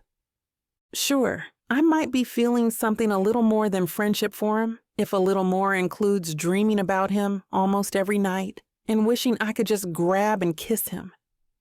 So what if he's only saying these things because I'm convenient? After all, we've been spending time together and acting like a couple. It screwed up my brain, and I'm sure it could have clouded his judgment too. That's right. Plus, he just walked out on me. My legs finally move, allowing me to leave the dance floor. I don't know where he's gone to, so I check the staff room and the kitchen. He's not there. Xavier might look like a complete alpha male, but he's exactly the type to sulk, and he has a favorite place to do so.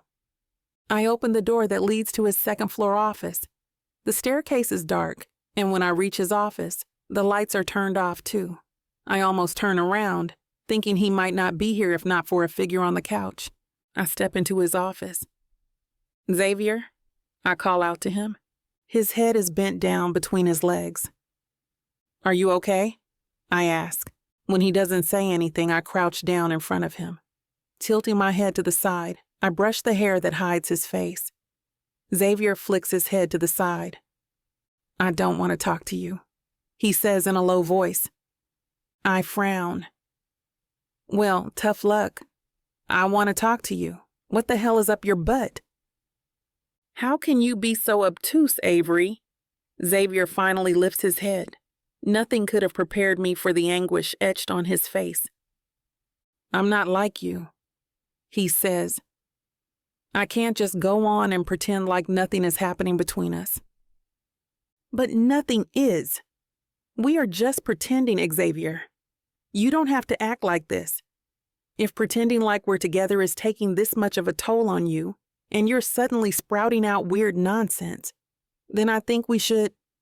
Xavier swoops in, mouth covering mine and swallowing my words. He kisses me without preamble, and since I apparently don't have any backbone, I let him. I hate to burst your bubble when things are just getting started, but this platform won't allow us to air the steamy content coming up in this chapter.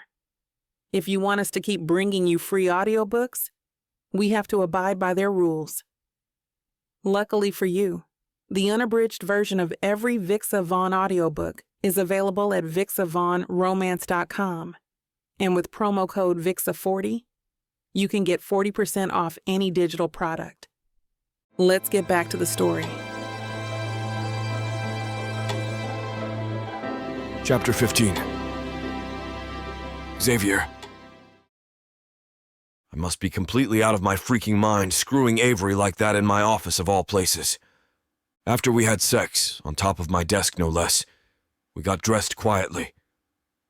I never thought that with all the loud music down at the club, it would be as silent as it was. Avery wouldn't meet my eyes and left me before I could say anything. We didn't see each other the day after. All the staff members were allowed to take the day off to recharge after the anniversary. I holed up in my apartment for the day, staring at my phone and wondering if I should call Avery and try to talk to her about what happened. I genuinely think I screwed the whole thing up. What was I thinking? Well, that's a stupid question, really. I wasn't thinking at all. Being the horny bastard that I am, I didn't think of taking it slow with her. I know Avery may come off as feisty and rough, but she's still someone who should be taken care of, cherished, and all that jazz. The best I did for her was to remember to put on the condom. She also hasn't called or texted me since then. Maybe she regretted what happened. I don't. Not one bit. At the same time, I can't read her mind. Even after we had sex and she responded eagerly, she still continued to deny her feelings for me. It's infuriating how much that woman is willing to lie to herself. I know sex isn't always the basis to know if someone likes you that way, but Avery isn't the type to sleep around. I know as much. A small voice at the back of my mind keeps reminding me that she did say we're only pretending. I know I should listen to that voice, but after what happened, I don't think I can. Then another part of me wonders if the reason she keeps denying her feelings is because of Jude. After all, he's the reason she agreed to this ruse. I know she's not the kind of person to use someone to make them jealous, but the devil over my shoulder asks, what if she is? I knew Jude when he had been dating Avery. He didn't come to the club often, but when he did, he wouldn't talk to the staff and hog all of Avery's time. It wasn't any of my business then, but the guy obviously thought the world revolved around him. Didn't surprise me when he cheated, but it surprised me how Avery took it. I know she was hurt then, which is why I can't understand why she might still be in love with the jerk. Lost in my thoughts, I don't realize that someone's with me in the elevator. I'm busy psyching myself up. It's time for me to go to the club and work things out with Avery. It approximately took only 2 minutes for me to decide after I got home that night that I want the real thing with Avery. Hell would have to freeze over before I willingly agree for her to go back to her ex, though that would be weird considering he's getting married. I groan internally. What the hell is wrong with me? I should be thinking of how to win Avery over and get her to agree to give us a chance. The woman in the elevator clears her throat, and I realize I'm leaning close to the buttons. I move and give her room to press whichever floor she wants to go to, but she doesn't move. My brows knit when I see her face. With a start, I realize it's the blonde from Serena's baby shower. Damn it, does she live here? Mandy and I weren't anything serious. I wasn't lying to Avery when I told her I almost didn't recognize this ex of mine. "Xavier," she starts saying. "I know." What? "I know about you and that girl, the one that works in your club," she continues. My eyes widen at the mention of Avery. What is this girl talking about? "I saw you last night," she says. "I know you're not really with her." "What do you mean? What are you talking about?" "I saw you that night in your club. I was there. I followed her because I figured she must know where you are. I saw you in your office." Her face sours. "I saw you screwing her. It was disgusting. You wouldn't touch me then, but you would screw that." This woman is crazy. She's insane. Mandy moves closer to me, placing her hands on my chest. "You don't have to do it anymore, though. Whatever she's blackmailing you with, I can help you get away from it. I heard what you were talking about, that you're not really together. I can help you, Xavier. My mom's an attorney. I'm sure she can let us get away with it if we just..." Is this woman suggesting we murder Avery? Jesus, if I wasn't getting pissed off with her basically stalking us, I would have laughed, but I am getting pissed off. Instead, I push her hands off me and straighten my jacket. "Look, Mandy." I level my gaze with her. "You're being delusional, and it's not a pretty look on you. Whatever you think you've heard, you're imagining it. Avery and I are together, and if you don't stop harassing me or my fiancé, I'll make sure to file a restraining order against you." Her mouth opens in shock. "I know what I heard. It's true. You're not with her." The elevator door opens. Ignoring her wild screams, I take my leave and walk over to where my car is parked. I don't look back to check on her. Only when I'm in my car do I expel the heavy sigh I've been holding. Damn. I think Mandy's generally harmless, but there's no guessing what she plans to do. I'm not joking about the restraining order, though. If it comes down to that, I wouldn't think twice about it. I'm worried that we've been so careless. I might want a relationship, a real one, with Avery, but we're still on an agreement. I know once Avery finds out that someone else knows about it, she might panic. What's more, I don't know what my mother will do if she finds out I lied to her. Sighing again dejectedly, I accept the next course of action. Until the jerk's wedding, we'll have to continue this. Then maybe then can I finally tell her how I truly feel. Chapter 16. Avery. It's another normal day at work. At least that's what I'm hoping for. I'm never this stressed out and anxious whenever I go to work, and that's because of Xavier's impending arrival. Thinking that he might be skipping work today is too much to hope for, and there's no way that I'm skipping work just because of what happened to us in his office. What if he does skip work today? Who'll be around to handle any problems that might arise at the Green Goblin? Come to think of it, I doubt Xavier is the type to skip work just because of something as trivial as sex. He's too much of a businessman and is too devoted to his club to do such a thing. Damn it, that means I could have skipped work instead. I don't think I'm prepared to face him and have a confrontation later in the day. What if he was just saying those things in the heat of the moment? What if he really didn't mean them? Or worse, what if he was saying it with some other girl in mind and I was just a replacement? I shake my head, hoping all of those thoughts leave my mind. I stare at the paperwork that I've been pretending to read for the past couple of minutes. Reading it in the office, the same place where Xavier and I had sex, is probably also part of the reason why I've been trying to read and understand the same passage multiple times.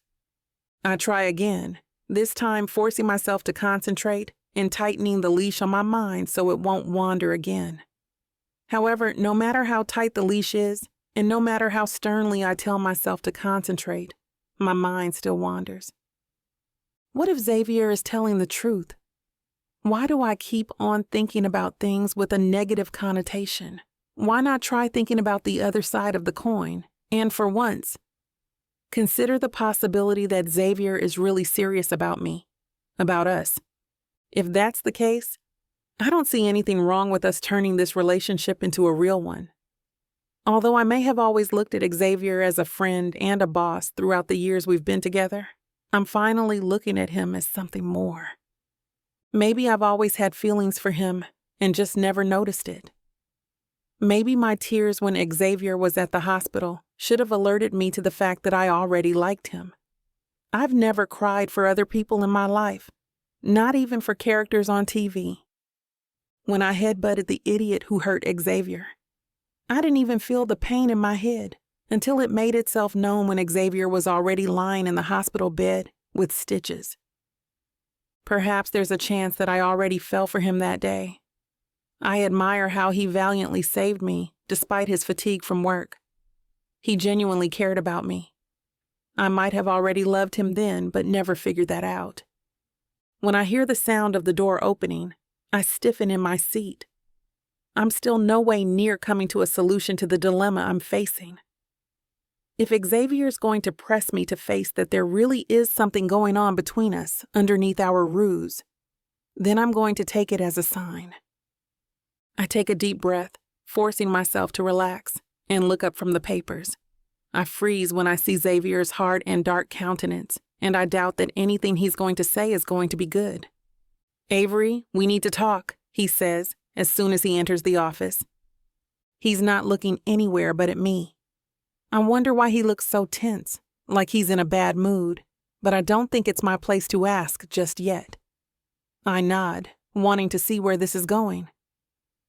We need to go back to our original plan and keep things professional between us. We can't have others be suspicious of our ruse, and I don't want to fail when we're so close to the end. Those two sentences from Xavier feel like a needle poking into my happy bubble and bursting it.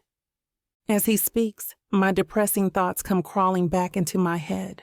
So he finally hit his head and saw reason. Everything he said that night came from passion, nothing serious. I struggle to hide my hurt and fear that Xavier isn't taking me seriously, and that he never will. I'm just someone who's here, someone accessible. Why did I even think that he was actually feeling something for me, a little nobody? I may be a capable manager for his club, but compared to him, I'm still a nobody, and that's all I'll ever be. I muster all the calmness and coolness I have in me before I nod my head and softly agree. I can't bear to break down in front of him right now, because after what he said, my pride is all I have left. He nods and stiffly walks over to his desk, and we begin to discuss meeting up at Jude's wedding and the specifics in terms of our breakup after. The fact that we had sex together in the same office is like an elephant in the room that we dare not mention. As we finalize the plan for the following days, I realize I can't handle being in the same room as him. As soon as we're done, I stand up from my seat, excuse myself, and leave the office. My plan to head on over toward the bathroom to cry goes awry when my tears suddenly drizzle down my cheeks like heavy rain. Panicking and worrying that someone might see me in this state and ask, I quickly enter the door nearest me, which turns out to be an empty stockroom. I don't hesitate to lock the door behind me and let all my tears speak for all the hurt, fear, and devastation I'm feeling. I just want everything to be over quickly, but unfortunately, something tells me that isn't going to happen.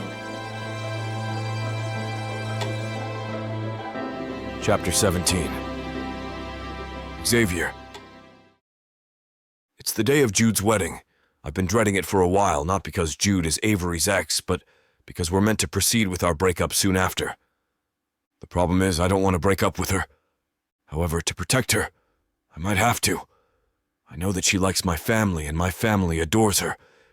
But if they know that she's just pretending to be my lover, then they're not going to forgive her so easily. I don't want that to happen. I also don't want Mandy to harass Avery ever again. Though I doubt that Mandy has the balls to reveal our secret to my family, I don't want to pin my hopes on it. Dismissing her accusation and scaring her away with the threat of a restraining order might not be enough. Just because we shared a cup of coffee doesn't mean that she's instantly my girlfriend. As I said, she's delusional. Mandy has one too many loose screws in her head, and I don't trust crazy women like that. It's best if I play this safe rather than sorry. How can I convince my heart and my mind that letting Avery go tomorrow or the day after tomorrow is the best thing? I steal a glance at Avery, who's standing beside me as Jude's garden wedding takes place. She looks stunning and breathtaking in her pale pink, one-shoulder dress and silver strappy heels. She looks so beautiful, but I can't help see the misery clearly on her face. Is she sad because Jude's getting married? Does she still have feelings for that two-timing, cheating jerk, which is why she's adamant at denying that there's something between us? After all the things that we've been through, and how I practically told her that I have feelings for her, she's still planning to go back to the douchebag who cheats on her with her best friend? The longer that I think about how it all makes sense, the angrier I get. The anger doesn't cool down even as we arrive at the reception, which is held in the garden of a posh hotel. The two of us are sitting at our table watching the happy couple take pictures with the guests and have a good time. Good for them. At least one pair of us is happy on this occasion. After a couple of moments of silence and feeling the constant sting in my chest every time I look up to see Avery's expression, I decide I can't take it anymore. Not looking up at her and playing with the silverware on the table, I sneer. Bet you wish this was your wedding day, huh? Thinking little Jude boy there is the one waiting for you at the altar, and it's you who's the bride and not your witch of a friend? There's silence, and I look up to see Avery looking up at me with wide, shocked eyes. There's a quick flash of hurt that crosses her face before she looks away, huffing and gathering her purse. Jude may have cheated on me, but he's not acting like a jerk like you are right now, she hisses at me before standing and walking away from me. She doesn't look back. Damn, I growl, instantly feeling like the biggest jerk and scumbag of the earth. I can't believe I let my anger and hurt get the best of me. I'm normally a calm and level-headed man. I've experienced being under pressure, and I've faced plenty of stress-inducing meetings in the past. In none of those scenarios did I ever lose my cool. There's something about Avery that makes me lose my head so easily. With a sigh, I decide to follow her and ask for her forgiveness. I'll grovel and beg if that's what it takes. We'll be breaking up right after this, and I don't want to end things in anger. Maybe I can tell her how I feel for the last time before we end it. If she doesn't feel the same, then I can make peace with myself and tell myself that I tried. I'm winding my way through the crowd, straining my eyes to catch a glimpse of her pale pink dress. But so far, no dice. My phone suddenly rings, and thinking that it might be Avery, I snatch it from my back pocket and answer it. To my dismay, it's not Avery's voice I hear on the other side of the line, but my mother's. How could you do this to us, Xavier? What in the world are you thinking pretending that you're engaged to Avery? I can't believe she agreed to be part of this ruse. I'm so disappointed in the both of you. My grip on my phone tightens. Damn you, Mandy. Mother, where did you hear that? I hear her sniff. It doesn't matter. What I want to know is the truth, Xavier. I don't have time for this. I have to find Avery and apologize. I'm afraid that she might be upset enough to leave the place without me, and I'll lose her forever. Still, I can't just turn off the phone on my mother. I owe her an explanation as well, but I have to make it a quick one. I'm sorry, Mother, but yes, that's the truth. Avery and I are not really in a relationship, and I just asked her to play my fiancé so you'd finally leave me alone, and so she'd be able to show her cheating ex that she's over him.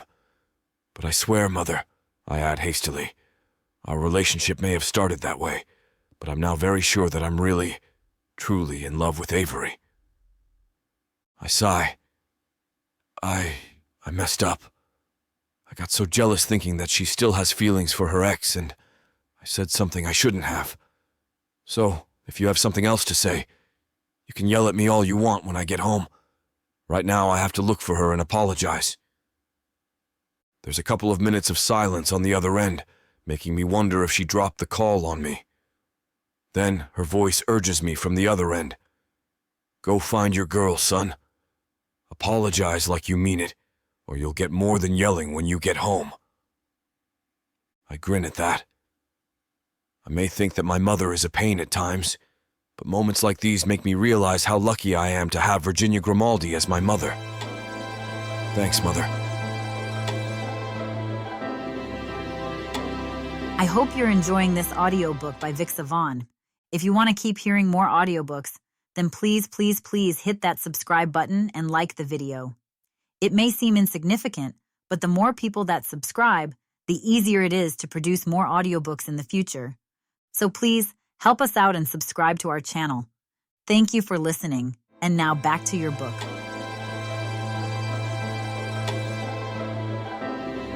Chapter 18. Avery. Bet you wish this was your wedding day, huh? Thinking little Jude boy there is the one waiting for you at the altar, and it's you who's the bride and not your witch of a friend. These questions keep repeating in my head like a broken record. It felt like someone slapped my face the moment Xavier uttered those words. The sting remains, but not in my cheeks. It's my heart that hurts. Hell, it's more than a sting. Someone poured acid on the newly healed open wound of my heart. God, he's such a bastard. How can he say those things to my face? Doesn't he have a clue about my feelings? Of what I feel for him? I'd rather marry a cripple than give Jude my heart back. There are plenty of fish in the sea. Why would I settle for someone who has hurt me? I run in the garden like a murderer is after me. My feet hurt. Running in kitten heels is making it worse. Rivulets of sweat trail on my face along with my tears. My makeup is probably all over the place. The mascara I'm wearing isn't waterproof, so I might look like a monster. Oh God! I breathe deeply and slump on the Bermuda grass. I hug my knees, trying to console myself. I can hear people cheering at the wedding venue. It's irritating. My tears fall faster, feeling melancholic. How can I be this pathetic? I ask myself when I notice the dirty hem of my dress. So stupid. I fell for Jude the cheater, and now for Xavier, who I asked to be in a fake relationship with me. I grab my hair in frustration. A twig snaps, and it brings me back to my current predicament, looking like a monster with my makeup all over the place.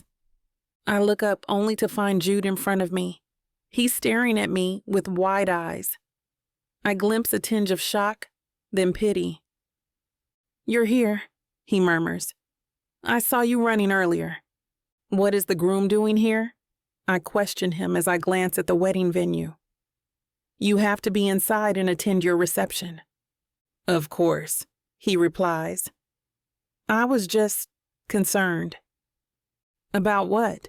I stand up and try to clean my dress. Hell, I look so damn shabby this isn't the reunion that I wanted. If ever we talk, just the two of us, I want to look beautiful. Not because I want Jude to appreciate me and admire my beauty, but because I want him to see I'm fine.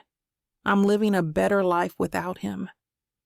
"Concerned about your well-being," he says. "I might have given you a wrong impression." Impression? For what? Looking at his face irritates me. The bastard reminds me of my stupidity. What did I see in this man to fall so hard and so deep before? His fake sincerity? I scoff inwardly. My eyes roam all over his body from head to toe. There's nothing impressive, unlike Xavier, who is very handsome. Jude's eyes are so different from Xavier's soulful ones. Damn. Here I am again, comparing every man I meet to Xavier and finding them inadequate each time. "I invited you to my wedding with April," he says, looking downcast. "I didn't mean anything by it, but if I have hurt you in some way, I'm sorry. I should have thought of your feelings more." What a jaw-dropping statement. My mouth's agape as I gaze at him incredulously. His confidence is over the top. Wow. I feel disgusted that I once had a relationship with this man. Calling him a bastard is an insult to the word. He's the one having delusions. I grimace as I stare at him. Poor April.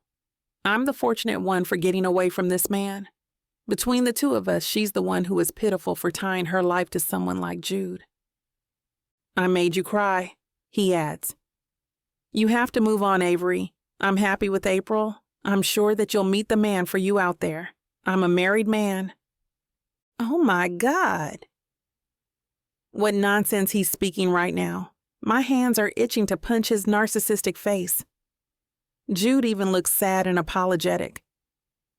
Jude, are you delusional? I ask him with a straight face, staring at his eyes. What? He frowns. I asked if you are delusional. I enunciate the word. I don't know the psychological term for it, but you should go to a psychologist for a checkup. I point a finger at my head. Here. Are you insulting me? He asks. I'll let this one pass if this will make you feel better as I hurt you. He didn't get what I meant. My eyes are wide as I stare at him. You even have an IQ problem, I exclaim. I never noticed. Jude sighs. It looks like I hurt you a lot for you to be this defensive. I'm sorry. The thin string holding my sanity snaps. I stomp on his foot with my heel. How thick is your face? If only your foot is as thick too. Jude falls to the grass, hugging his left foot. Pain and anger paint his face. I roll my eyes. That's what he gets for being presumptuous. Why the hell did you do that? He asked me, shouting. Did I wake you up from your delusions? Good. I purse my lips as I look down at him and take a deep breath. Jude, I don't love you. We're never getting back together, not in this lifetime or the next. Like you said, you're now a married man. Jude frowns and stands up. He grabs my shoulders. Let me go, I snap at him, trying to push him away. But you're crying. You can deny all you want, but it's the truth, he tells me. He shakes my body. What the hell? Why are you forcing me? What does it matter to you, Jude? You're now a married man and have nothing to do with me. Let go. I managed to push him away. You should take care of your wife and not me. God, you're such a bastard. I gaze at him with disgust, not bothering to hide it. Jude stays silent, rooted on the spot. I raise my chin. I don't love you anymore. I love Xavier, and not you. Wake up and go back to your wife. You deserve each other. Congratulations on your wedding. Chapter 19. Xavier. It's all my fault. I'm a jerk. I search for Avery in the garden, hoping she's okay. My words were harsh, and I blame myself for that. I was so jealous that I couldn't think straight. I'm hoping she forgives me. Avery, where are you? I murmur as I look around. The garden is immense. I see the roof of the gazebo from my position. Is she there? When I check, I don't see her. Perhaps she went home already. I try to call her, but she's not answering. I'm about to walk away and head to her house when I hear murmuring voices a few meters ahead. I walk toward the source.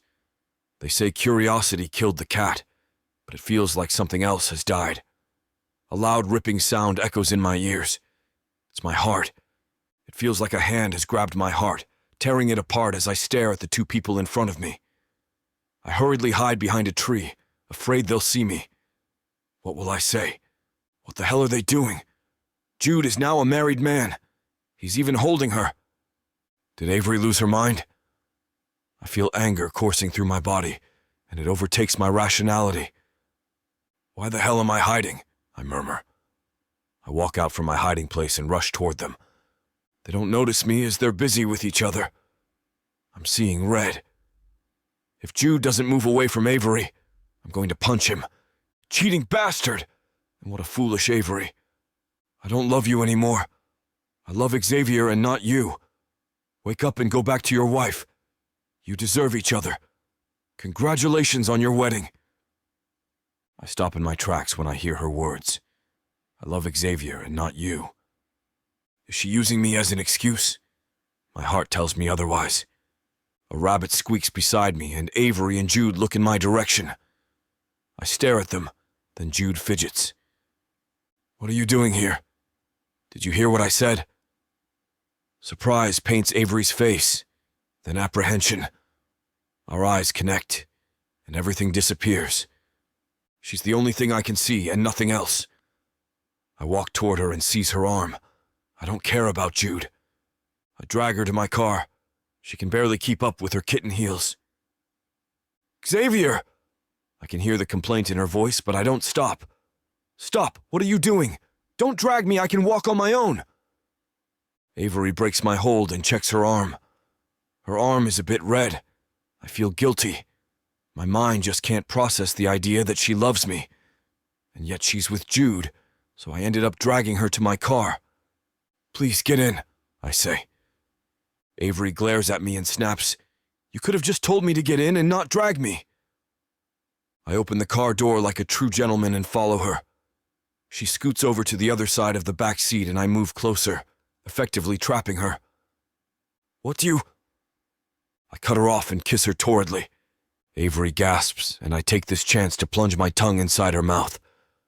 Our eyes lock in a heated gaze, and she slowly closes hers. I savor the feeling as our tongues dance together in a passionate tango. Mine sweeps every corner of her mouth. How I love her taste.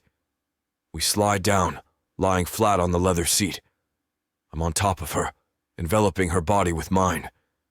The urge to brand her body and soul is making me insane. Our kiss limits me in what I want to do. Avery gasps once more, and we separate as we take huge gulps of air.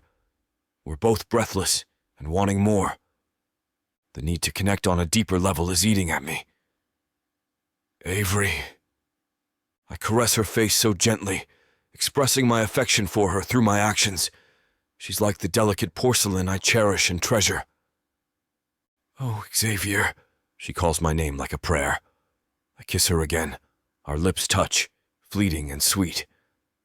My love, I murmur and grab her waist as I sit up. She's on my lap. I love you, Avery. Xavier, she says, full of emotions with tears in her eyes. I love you too. You don't know how much I agonized over my feelings. I'm sorry for not acting sooner.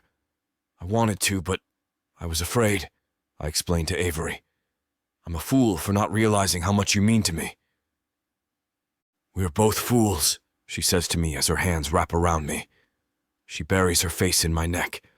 My eyes widen when I feel my shoulders getting wet. Avery, what's wrong?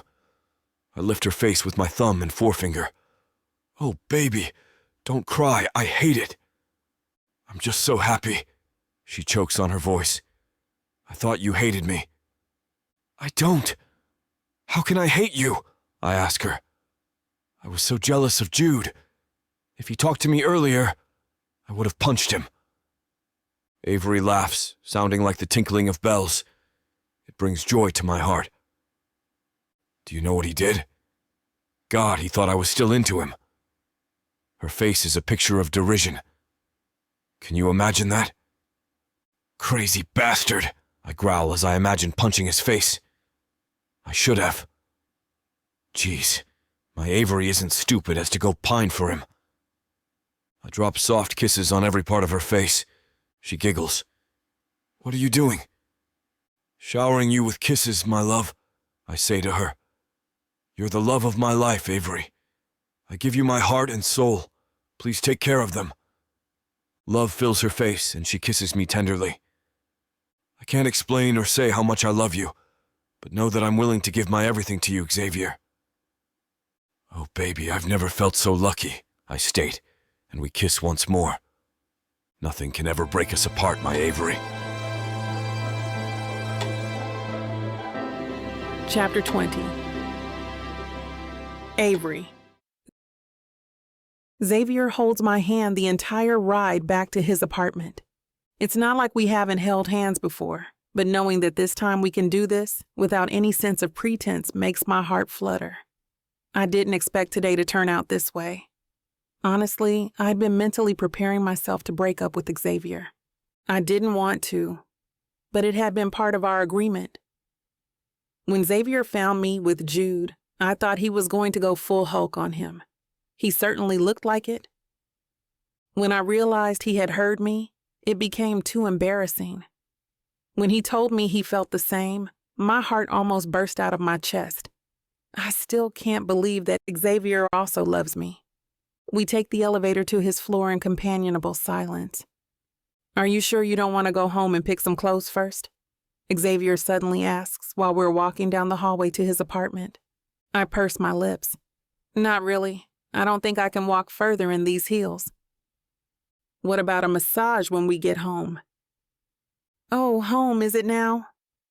Well, we are engaged after all. That is, if you want to move in after the wedding, Xavier says matter-of-factly. He opens the door to his apartment, still deep in thought. If you want somewhere with a backyard, maybe, we can look up properties. Xavier, I say, smiling at this idiot of a man. But I love him all the same.